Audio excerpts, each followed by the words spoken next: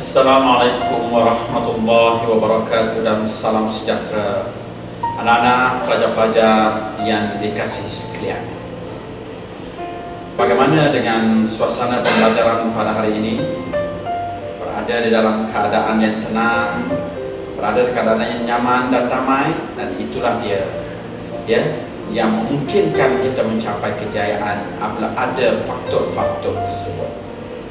Dan di dalam belajar ini juga kita harus sedar bahawasanya dalam usaha kita mencapai kejayaan ini kita perlu kepada kekuatan dalaman. Apabila kita ada kekuatan dalaman, kebijaksanaan akal dan sebagainya, menjadikan kita akan menjadi seorang manusia yang cermat. Cikgu nak bawa pada hari ini satu kisah seorang sahabat Rasulullah SAW yang bernama Abdurrahman Al-Auf.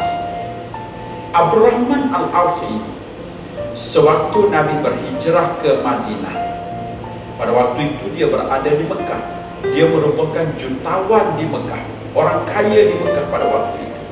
Setelah dia dapat tahu Rasulullah berhijrah dengan Abu Bakar dan sahabat-sahabat, maka dia pun kata, aku nak hijrah juga. Maka dia pun buat keputusan nak berhijrah. Dia tinggalkan segala harta bendanya di Mekah. Maklumlah berhijrah bukan main-main. Sehelai sepinggang ada setengah sahabat itu. Dan apabila sampai di Madinah, pada waktu itu Nabi mempersaudarakan orang yang datang yang dipanggil kaum Ansar, kaum Muhajirin, bersama dengan dipersaudarakan dengan kaum Ansar yang sudah ada di Madinah. Maka Rasulullah tahu Abdurrahman ini ialah bekas jutawan, bekas orang kaya. Maka dia pun persaudarakan dengan orang kaya yang berada di Madinah pada waktu itu, namanya Sa'ad bin Ar-Rabi. Setelah dipersaudarakan, Sa'ad pun dipersaudarakan dengan Abdurrahman Al-Auf ini. Maka Sa'ad menyatakan, ya Abdurrahman, aku ada banyak harta, kita akan bagi dua, kamu ambil separuh, tinggal kepada aku separuh. Yang kedua dia menyatakan, aku ada dua isteri, pilihlah yang mana satu, aku akan berikan kepada kamu. Abdurrahman Al-Auf terdiam. Dia tak jawab apa yang diberikan tadi. Tapi dia jawab apa? Dia kata, tidak kuingini semuanya itu. Kamu nak beri harta, saya tidak mau. Kamu nak bagi istriku, saya tidak mau. Yang saya mau ialah hanya satu, yaitu tunjukkan di mana pasar Madinah. Apabila ditunjukkan pasar Madinah, maka Abdurrahman pun pergi ke situ. Dia berhutang sedikit wang daripada sahabatnya, maka dia mulakan perniagaannya di situ.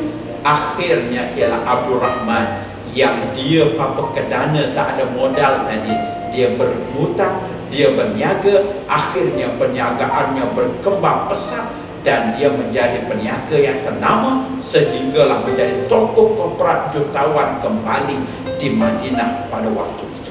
Apa pengajaran daripada cerita tersebut?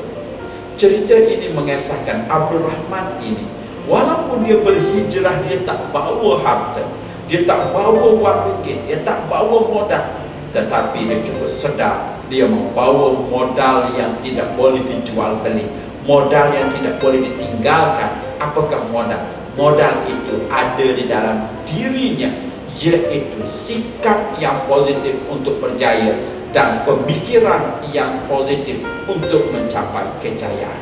Jadi sebab itulah berbekalkan dengan sikap ini, walaupun dia tak ada modal di Madinah, walaupun dia orang baru nak menjalankan perniagaan, tetapi dia dapat juga menjalankan perniagaan kerana dia ada sikap dan pemikiran yang positif. Apa perniagaan yang dilakukan? Perniagaan yang dilakukannya ialah dia pergi beli unta di kampung, dia bawa unta tersebut ke bandar Madinah, dia jual dengan harga yang sama. Beli 100 dirham, katakan jual 100 juga. Apa berniaga macam ini? Inikah berniaga? Dia kalau dia nak jual, dia tak boleh jual mahal.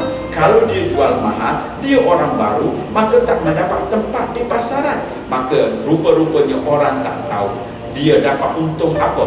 Walaupun dia jual 100, beli 100 jual 100, tetapi dia dapat untungnya ialah seekor unta yang ditariknya sampai di Madinah. Dia buang tali unta tersebut, dia simpan tali.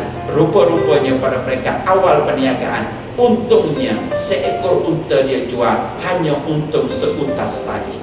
Lama kelamaan dia simpan tali tersebut di dalam storenya. Akhirnya tali telah bekalan tali berkurangan di Madinah. Pada waktu itu dia jual pula tali tersebut. Daripada modal itulah dia menjalankan perniagaan yang lain sehingga Abdul Rahman menjadi kaya raya kembali.